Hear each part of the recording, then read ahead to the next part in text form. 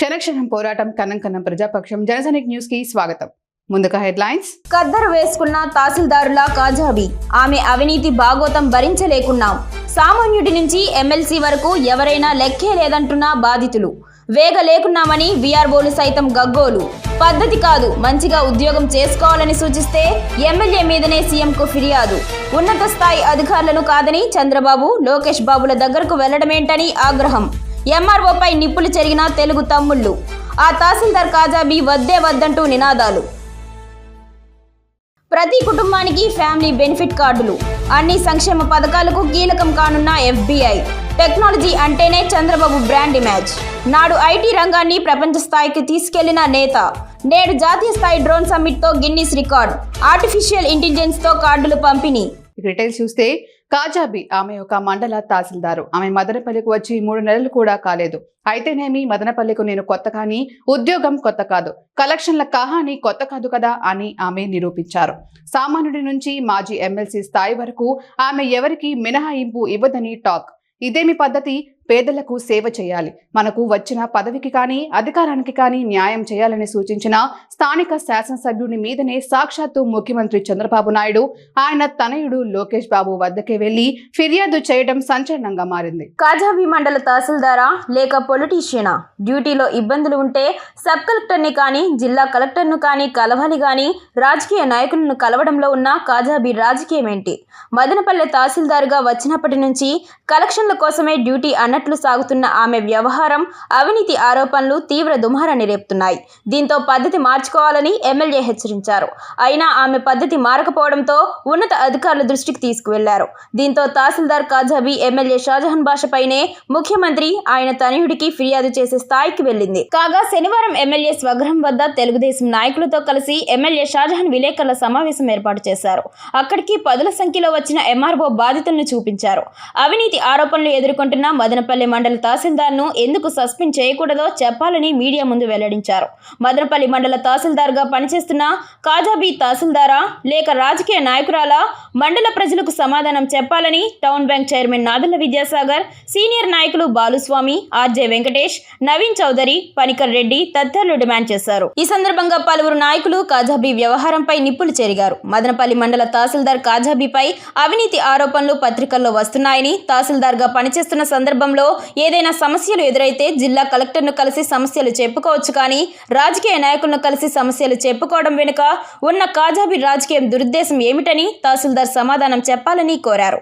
తహసీల్దార్ కాజాబీపై వస్తున్న అవినీతి ఆరోపణలు సమగ్ర విచారణ జరిపించాలని, కలెక్టర్ తగు చర్యలు తీసుకోవాలని, అంతవరకు తహసీల్దార్ను సస్పెండ్ చేయాలని వారు డిమాండ్ చేశారు. మదనపల్లి సబ్ కలెక్టర్ కార్యాలయంలో ఫైల్స్ తగలబడిన విషయంలో ఒక వీఆర్ఓను మదనపల్లి నుంచి వేరే మండలానికి ట్రాన్స్ఫర్ చేసిన కలెక్టర్ మదనపల్లి తహసీల్దార్ పై వస్తున్న అవినీతి ఆరోపణలపై ఎందుకు చర్యలు చేపట్టలేదని ప్రశ్నించారు. తహసీల్దార్ కింద పనిచేస్తున్న వీఆర్ఓలే తహసీల్దార్ అవినీతికి పాల్పడుతోందని చెబుతున్న మాజీ ఎమ్మెల్సీకి సంబంధించిన భూమిని ఆన్లైన్ చేయడానికి లంచం అడిగిందని చెప్తుంటే ఇంకా ఎందుకు తహసీల్దార్ పై చర్యలు తీసుకోలేదని వారు ప్రశ్నించారు.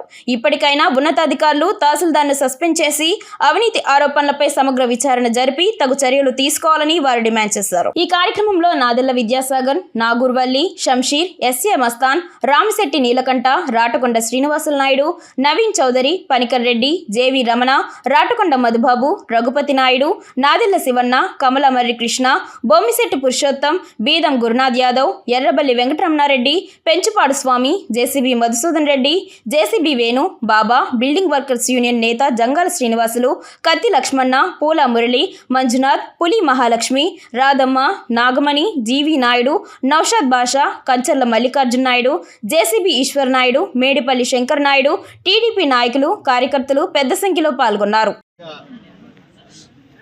బాధ్యతగా అధికారులకు తగు సూచనలు ఇస్తూ ప్రజా సమస్యలు ఎలా వస్తాయో అలా సకాలంలో పరిష్కారం చేయడం ఎమ్మెల్యే బాధ్యత. ఆ క్రమంగా దాదాపు నాకు 3 నెలల నుంచి అక్కడక్కడ మనుషులందరూ ఎప్పుడు వస్తే కూడా చాలా విషయాలు నా దగ్గర చెప్తూ వచ్చారు. అప్పుడు యథావిధిగా అధికారులకు నేను సూచనలు ఇచ్చి ఇవన్నీ తప్పు జరుగుతున్నాయి మీ ఆఫీస్లో అని చెప్పి నిమ్మన్పల్లి కానీ, రామసముద్రం కానీ, మదనపల్లి కానీ యథావిధిగా చెప్తూ వచ్చాను. ఈరోజు నేను అసెంబ్లీలో ఉంటే పెద్దలు నరేష్ కుమార్ రెడ్డి గారు కాల్ చేశారు నాకు. కాల్ చేసి ఏంది జహా రాజకీయం చేస్తామా లేదంటే ఏమి ఇంత విచ్చలవిడిగా ఏమి లంచం దిగజారిపోతా ఉంది కాన్స్టిట్యున్సీలో ఏం చేస్తావు నువ్వు అన్నారు. ఏందన్న ఇష్యూ అని అడిగినాడు. అడిగితే నా 30 సెంట్లకు నేను అడిగితే 30 సెంట్లకు గాను అర్థమైందా 2 లక్షల రూపాయలు అడుగుతా ఉంది నీ తహసీల్దారు, ఏమాత్రం ఇది సమంజసం చెప్పు అని అడిగాను. అవునా అని చెప్పి నేను బయటకు వచ్చేసిన, అసెంబ్లీలో ఉన్నాను, అసెంబ్లీ డోర్ దగ్గర బయటకు వచ్చేసి నిజమా అన్నాను. తక్షణం ఫోన్ చేసి ఏమమ్మా ఆయన ఒక X municipal chairman, X MLC, ఆయన దగ్గరికి ఆయనకే డబ్బులు నువ్వు అడిగినావు అంటే వ్యవస్థ ఏం చేస్తున్నావు, నువ్వు ఏ విధంగా తీసుకువెళ్తున్నావు అని చెప్పి ఇంకా ఇట్లా కాదు అని చెప్పి తక్షణం నేను అసెంబ్లీ నుంచి వచ్చిన తర్వాత బీఆర్ఓలకు అందరికి పిలిచాను. వాస్తవాలు ఏముండాలి తెలుసుకుందామని బీఆర్ఓలకు పిలిచి మాట్లాడితేనే బీఆర్ఓలు కథలుగా చెప్పారు. సర్వే నంబర్లు చెప్తూ ఇప్పుడే చూడండి ఈయన చంద్ర, ఈయన దగ్గర వచ్చిందే మిటేషన్ వచ్చి ఈయనకి యథావిధిగా ఇవ్వాల్సిందే. ఇది ఎవరు మనం ఏమన్నా వేరే వాళ్ళు భూమి తీసి ఈయనకి ఇచ్చేదేం కాదు. ఈయనకి రావాల్సిన భూమి ఈయనకు పిత్రార్జితమో కొనుగోలునో ఏదో ఒకదానో వచ్చిన ఆస్తికి ఈయనకి ఇచ్చేసి వాళ్ళ అటువంటి ఆస్తికి డబ్బులు వాళ్ళ దగ్గర తీసుకొని విఆర్ఓ ద్వారా ఫోన్పేలో కూడా డబ్బులు వేసుకొని అర్థమైందా ఈ విధంగా అరాచకం సృష్టించి ఎవరో ఇక్కడ ఉన్న నాయకులకు పిలుచుకొని పోయి కంప్లైంట్ చేసినంత మాత్రాన పార్టీ ఇది తెలుగుదేశం పార్టీ, ఇది క్రమశిక్షణ కలిగిన పార్టీ గురించే మాట్లాడుతున్నాం. ఎంఆర్ఓ ఈ నియోజకవర్గంలో తప్పు చేసుకుంటూ పోతా ఉంది. ఎంఆర్ఓ ఆఫీసులో పని అని పోతే 50,000 నుంచి 1,00,000 నుంచి 5 లక్షల వరకు డిమాండ్ చేస్తూ ఉంది. ఈ ఎంఆర్ఓ గారు మదనపల్లి ఉన్నామన ఈమెను తరిమి కొట్టి రోజులు దగ్గర పట్ట ఎంఆర్ఓని ఆడదాన్ని కూడా చూడరు. ఆమె మొగరాయుడు కంటే ఎక్కువ కర్నూలు జిల్లా నుంచి వచ్చి చిత్తూరు జిల్లాలో రాజకీయం చేయాలంటే ఒప్పుకోరు. షాజహాన్ బాషా నాయకత్వంలో నడుస్తున్న ఈ నియోజకవర్గ తెలుగుదేశం పార్టీ కార్యకర్తలు ఎవరు వదిలే ప్రసక్తి లేదు. నిన్న ప్రెస్ మీట్ పెట్టింది, లోకేష్ బాబు గారి దగ్గర పోయి ఏం చెప్తున్నావు నువ్వు, అక్కడ ప్రతిరోజు నన్ను సతాయిస్తా ఉన్నాడు షాజహాన్ బాషా, ఈ పని చేయి ఆ పని చేయి ఇంకో పని చేయని.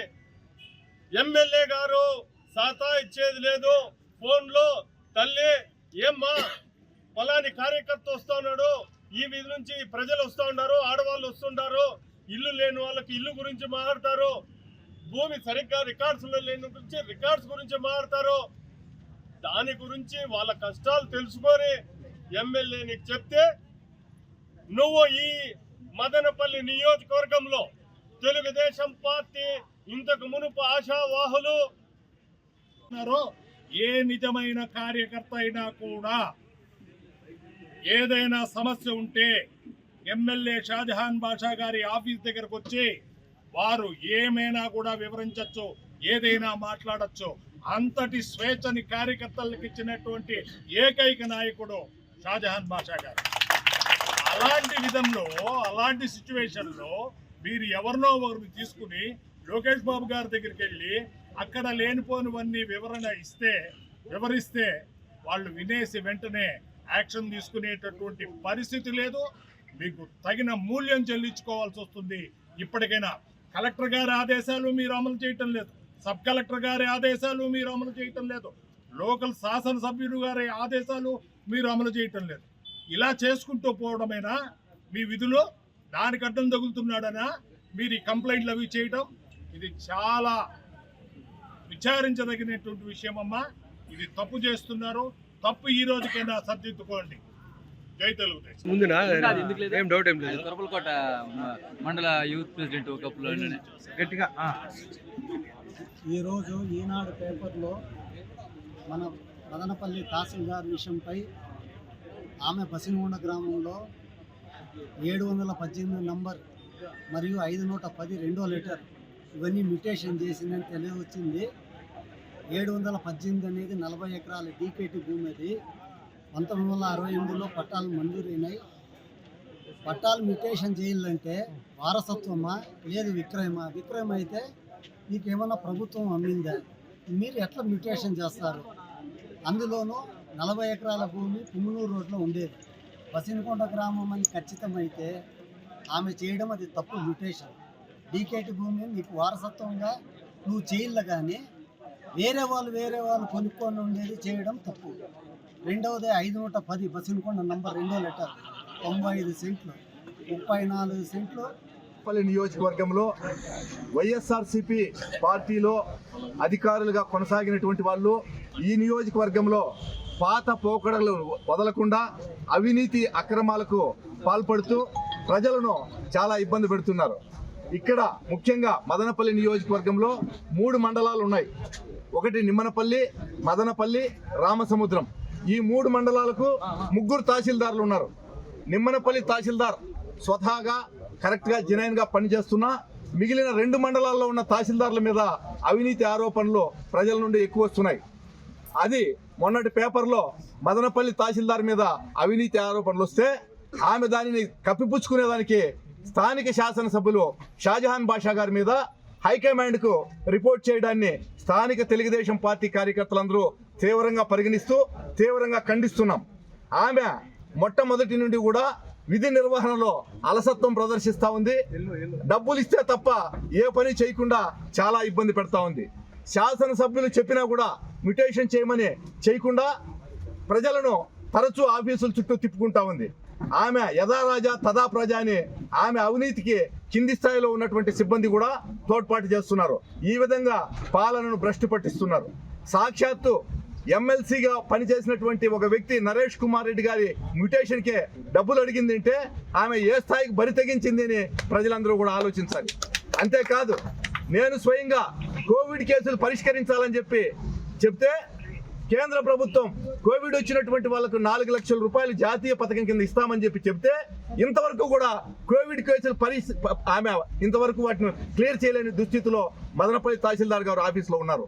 ఈ విధంగా ఆమె అవినీతి ఆరోపణలు చేస్తూ ఈరోజు నైరుతి బంగాళాఖాతంలో కేంద్రీకృతమై ఉన్న తీవ్ర వాయుగుండం శుక్రవారం నాటికి పెను తుఫానుగా మారింది. ప్రస్తుతం శనివారం ఉదయానికి 7 కిలోమీటర్ల వేగంతో ఉత్తర వాయవ్యంగా పయనిస్తోంది.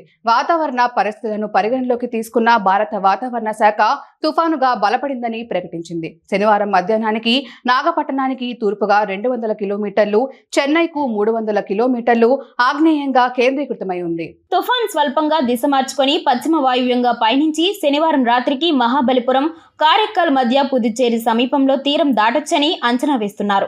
ఆ సమయంలో గంటకు 70 నుంచి 80, అప్పుడప్పుడు 90 కిలోమీటర్ల వేగంతో బలమైన గాలులు వీస్తాయని విశాఖ తుఫాన్ హెచ్చరిక కేంద్రం తెలిపింది.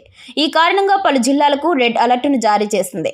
మరోవైపు ఈ తుఫాన్ ఉత్తర తమిళనాడు వైపు దూసుకువస్తున్న నేపథ్యంలో ఉత్తర తమిళనాడు, దానికి ఆనుకొని దక్షిణ కోస్తా, రాయలసీమల్లో పలు ప్రాంతాలకు వాతావరణ శాఖ రెడ్ అలర్ట్ ప్రకటించింది. శుక్రవారం రాత్రి నుంచి శనివారం ఉదయం వరకు నెల్లూరు, తిరుపతి, చిత్తూరు జిల్లాల్లో, శనివారం ఉదయం నుంచి ఆదివారం ఉదయం వరకు నెల్లూరు, తిరుపతి, చిత్తూరు, అన్నమయ్య జిల్లాల్లో అక్కడక్కడ కుంభవృష్టిగా వర్షాలు కురుస్తాయని పేర్కొన్నారు. ఇంకా అన్నమయ్య జిల్లాలో భారీ నుంచి అతి భారీ, ప్రకాశం, కడప జిల్లాల్లో భారీ వర్గాలు శనివారం ఉదయం నుంచి ఆదివారం ఉదయం వరకు, ప్రకాశం, కడప జిల్లాల్లో భారీ నుంచి అతి భారీ, అనంతపురం, శ్రీ సత్యసాయి జిల్లాల్లో అక్కడక్కడ భారీ వర్షాలు, దక్షిణ కోస్తా, రాయలసీమల్లో అనేక చోట్ల ఉత్తర లోతట్టు ప్రజలు అప్రమత్తంగా ఉండాలని హెచ్చరించింది. ఏపీ ప్రభుత్వం పాలనా పరంగా కీలక నిర్ణయాలు తీసుకుంటోంది. పాలనా పరమైన నిర్ణయాలు, సంక్షేమం అమలులో సాంకేతికత జోడిస్తోంది. ఇప్పటికే కుటుంబాల సర్వే కొనసాగుతోంది. ఫ్యామిలీ బెనిఫిట్ కార్డులు ఏపీలోని కుటుంబాలకు అందనున్నాయి. వాటిలో రేషన్ కార్డులు, పింఛన్లు, పొదుపు సంఘాలు, కుటుంబ సమాచారం, గృహ నిర్మాణ విభాగం అందించిన సమాచారం, ప్రభుత్వ ఉద్యోగాల వివరాలు అన్నీ ఒకే చోట ఉంటాయి. ఆయా కుటుంబాల విద్యుత్ మీటర్లు, నెలవారీ బిల్లులు, పొలాల వివరాలు, ఈ క్రాప్ పెట్టుబడి సాయం, ఇంటి చిరునామా వివరాలు సైతం ఇందులో కనిపిస్తాయి. ఎఫ్బీసీ కార్డులో ప్రతి కుటుంబానికి ఒక యూనిక్ ఐడిని కేటాయిస్తారు. లబ్ధిదారులు ఏదైనా పథకం తమకు వద్దు అనుకుంటే ఈ యాప్ ద్వారా రిక్వెస్ట్ చేయవచ్చు. ఫ్యామిలీ బెనిఫిట్ కార్డుల వివరాలతో ప్రత్యేక మొబైల్ యాప్ను అందుబాటులోకి తెస్తారని తెలుస్తోంది. ఆ యాప్లోకి వెళ్లి అన్ని కుటుంబాల లబ్ధిదారులు వారి వివరాలను చెక్ చేసుకోవచ్చు. రాష్ట్ర వ్యాప్తంగా అన్ని కుటుంబాల పూర్తి సమాచారంతో అందరికీ ఫ్యామిలీ బెనిఫిట్ కార్డులు ఇవ్వాలని నిర్ణయించింది. ఈ మేరకు కసరత్తు జరుగుతోంది. ఈ కార్డులతో పథకాల అమలు ఆర్టిఫిషియల్ ఇంటెలిజెన్స్ ద్వారా అమలు కానుంది. ప్రతి కుటుంబానికి ఒక యూనిక్ ఐడి ఇవ్వనుంది. దీంతో ప్రతి కుటుంబానికి సంబంధించిన పూర్తి సమాచారం ఒకే కార్డులో నిక్షిప్తం కానుంది. ఏపీ ప్రభుత్వం తయారు చేస్తున్న స్వర్ణాంధ్ర 2047 విజన్ డాక్యుమెంట్లో ఈ ప్రతిపాదన కీలకంగా మారుతోంది. ఈ ప్రతిపాదన అమలు దిశగా ముఖ్యమంత్రి చంద్రబాబు డిసెంబర్ 2న కీలక సమావేశం ఏర్పాటు చేశారు. అందరి అభిప్రాయాలు సేకరించి పక్కాగా ఈ విధానం అమలుకు నిర్ణయాలు తీసుకోనున్నారు. ప్రస్తుతం ప్రభుత్వం కుటుంబాల సమాచారం సేకరిస్తోంది. వారి అర్హతకు అనుగుణంగా పథకాలను అందిస్తోంది. అదేవిధంగా గ్రామ, వార్డు సచివాలయాలతో పాటుగా సెర్ఫ్, పంచాయతీరాజ్, CFMS వంటి విభాగాల నుంచి పూర్తి సమాచారం తీసుకుంటోంది. వీటన్నిటికీ క్రోడీకరించి అన్ని కుటుంబాలకు ఫ్యామిలీ బెనిఫిట్ కార్డు ఇవ్వాలని ఆలోచన చేస్తోంది. ఇందుకోసం ప్రతి కుటుంబానికి యూనిక్ ఐడి ఇవ్వనున్నారు. కుటుంబం పేరుపై ఉన్న నెలవారీ బిల్లులు, విద్యుత్ మీటర్ల వివరాలు ఇందులో కనిపిస్తాయి. శ్రీ ప్రసన్నానంద స్వామీజీని కలిసిన వాల్మీకి సంఘం ఆంధ్రప్రదేశ్ రాష్ట్ర అధ్యక్షుడు పులి శ్రీనివాసులు ఆంధ్రప్రదేశ్ వాల్మీకి ఎస్టీ పునరుద్ధరణకు కేంద్ర ప్రభుత్వంపై ఒత్తిడి తేవాలని కోరిన వాల్మీకి సంఘం నాయకులు కర్ణాటక కోలార్ వాల్మీకి భవన్లో శ్రీ ప్రసన్నానంద స్వామీజీని సన్మానించిన వాల్మీకి సంఘం ఆంధ్రప్రదేశ్ నేతలు. కర్ణాటక ఎస్టీ రిజర్వేషన్ శాతాన్ని పెంచాలని 256 రోజులు దీక్ష చేసి కర్ణాటక ప్రభుత్వంపై ఒత్తిడి తెచ్చి కర్ణాటక ఎస్టీ రిజర్వేషన్ను 4% నుండి 7% పెంచిన శ్రీ ప్రసన్నానంద స్వామీజీని కర్ణాటక కోలార్ వాల్మీకి భవన్లో వాల్మీకి సంఘం ఆంధ్రప్రదేశ్ రాష్ట్ర అధ్యక్షుడు పులి శ్రీనివాసులు వాల్మీకి సంఘ నేతలు కలిసి సన్మాన కార్యక్రమం నిర్వహించారు. అనంతరం ఆంధ్రప్రదేశ్ వాల్మీకి ఎస్టీ పునరుద్ధరణకు సహకరించాలని విజ్ఞప్తి చేశారు. సన్మాన కార్యక్రమంలో రాష్ట్ర అధ్యక్షుడు పులి శ్రీనివాసులు మాట్లాడుతూ ఆంధ్రప్రదేశ్లో వాల్మీకులు 68 సంవత్సరాలుగా కోల్పోయిన ఎస్టీ రిజర్వేషన్ పునరుద్ధరించాలనే న్యాయమైన డిమాండ్ను నెరవేర్చుకోవాలని అనేక పోరాటాలు, ఉద్యమాలు చేస్తున్నామని, ఈ పోరాటాలకు కర్ణాటక వాల్మీకుల సపోర్ట్ కోరుతూ తమ ముందుకు రావడం జరిగిందన్నారు. తమరు కేంద్ర ప్రభుత్వంపై ఒత్తిడి తేవడంలో సహాయ సహకారాలు అందివ్వాలని వాల్మీకి సంఘం నేతలు విన్నవించారు. ప్రసన్నానంద స్వామీజీ మాట్లాడుతూ భారతదేశంలో వాల్మీకులు నేటికి వివక్షకు, వెనుకబాటుతనానికి గురవుతున్నారని, దీనిలో ప్రధానంగా ఆంధ్రప్రదేశ్లో వాల్మీకులను ఎస్టీ రిజర్వేషన్ నుండి తొలగించడం చాలా అన్యాయమన్నారు. ఆంధ్రప్రదేశ్ వాల్మీకి ఎస్టీ పునరుద్ధరణకు తమ వంతు సహాయ సహకారాలు అందిస్తామని, పోరాటాలలో పాల్గొంటామని హామీ ఇచ్చారు. కేంద్ర ప్రభుత్వంపై ఒత్తిడి తెచ్చి ఎస్టీ పునరుద్ధరణకు సహకరిస్తామన్నారు. కర్ణాటక వాల్మీకి మఠంలో ఫిబ్రవరి 8, 9 తేదీలలో జరిగే వాల్మీకి జాతరలో ఆంధ్రప్రదేశ్ వాల్మీకులందరూ పాల్గొనాలని తెలియజేశారు. ఆంధ్రప్రదేశ్ వాల్మీకి సంఘం నేతలు శ్రీ ప్రసన్నానంద స్వామీజీని దుశ్శాలువలతో, పుష్పగుచ్చాలతో సన్మానించారు. ఈ కార్యక్రమానికి రాష్ట్ర ఉపాధ్యక్షుడు Saddala Jayasimha, Madanapalle town youth president Mukhandla Jagadish, Pattepuram Narayana, Kone Ramana, Srinivaspur Venkat, Kolar Manjula Srinivas తదితరులు పాల్గొన్నారు.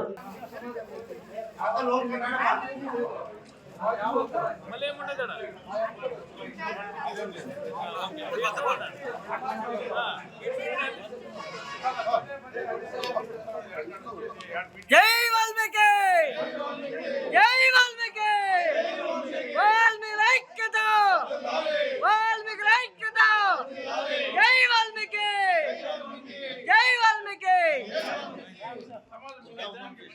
అన్నమయ్య జిల్లా మదనపల్లిలో ద్విచక్ర వాహనాలు చోరీ చేసిన దొంగను అరెస్ట్ చేసిన 1 టౌన్ పోలీసులు. మదనపల్లిలో బైకులను చోరీ చేస్తున్న దొంగను అరెస్ట్ చేసినట్లు మదనపల్లె 1 టౌన్ ఎస్ఐ అన్సర్ బాషా తెలిపారు. పట్టణంలోని నెహ్రూ వీధిలో కాపురం ఉండే సయ్యద్ బాబు సాహెబ్ కొడుకు సయ్యద్ అఫ్జల్ స్థానిక బెంగళూరు బస్టాండ్ సమీపంలో ఉన్న ఉర్దూ హైస్కూల్ వద్ద చెప్పుల వ్యాపారం సయ్యద్ అఫ్జల్ చేసేవాడు. ఈ క్రమంలో అప్పుడప్పుడు సయ్యద్ అఫ్జల్ మదనపల్లి ఇతర ప్రాంతాలలో బైకులను దొంగిలిస్తూ వస్తున్నాడు. ఇటీవల స్థానికంగా బైకు దొంగిలిస్తూ 1 టౌన్ పోలీసులకు పట్టుబడడంతో 8 బైకులను పోలీసులు సీజ్ చేశారు. డీఎస్పీ కొండయ్య నాయుడు, సిఐ ఎరిషావాలి ఆదేశాలతో శనివారం బైకుల దొంగను అరెస్ట్ చేశామని ఎస్ఐ తెలిపారు. వార్తలు ముగించే ముందు హెడ్లైన్స్ మరోసారి. ఖద్దరు వేసుకున్న తహసీల్దారుల కాజాబీ, ఆమె అవినీతి భాగోతం భరించలేకున్నాం. సామాన్యుడి నుంచి ఎమ్మెల్సీ వరకు ఎవరైనా లెక్కే లేదంటున్న బాధితులు. వేగ లేకున్నామని వీఆర్ఓలు సైతం గగ్గోలు. పద్ధతి కాదు, మంచిగా ఉద్యోగం చేసుకోవాలని సూచిస్తే ఎమ్మెల్యే మీదనే సీఎంకు ఫిర్యాదు. ఉన్నత స్థాయి అధికారులను కాదని చంద్రబాబు, లోకేష్ బాబుల దగ్గరకు వెళ్లడమేంటని ఆగ్రహం. ఎంఆర్ఓపై నిప్పులు చెరిగిన తెలుగు తమ్ముళ్లు. ఆ తహసీల్దార్ కాజాబీ వద్దే వద్దంటూ నినాదాలు. ప్రతి కుటుంబానికి ఫ్యామిలీ బెనిఫిట్ కార్డులు, అన్ని సంక్షేమ పథకాలకు కీలకం కానున్న FBI. టెక్నాలజీ అంటేనే చంద్రబాబు బ్రాండ్ ఇమేజ్. నాడు ఐటీ రంగాన్ని ప్రపంచ స్థాయికి తీసుకెళ్లిన నేత. నేడు జాతీయ స్థాయి డ్రోన్ సమ్మిట్తో గిన్నిస్ రికార్డ్. ఆర్టిఫిషియల్ ఇంటెలిజెన్స్తో కార్డులు పంపిణీ. క్షణక్షణం పోరాటం, కణం ప్రజాపక్షం. జనసైనిక్ న్యూస్ ఇంతటితో సమాప్తం. తిరిగి రేపటి బులెటిన్లో మళ్ళీ కలుద్దాం. అంతవరకు సెలవు. నమస్కారం.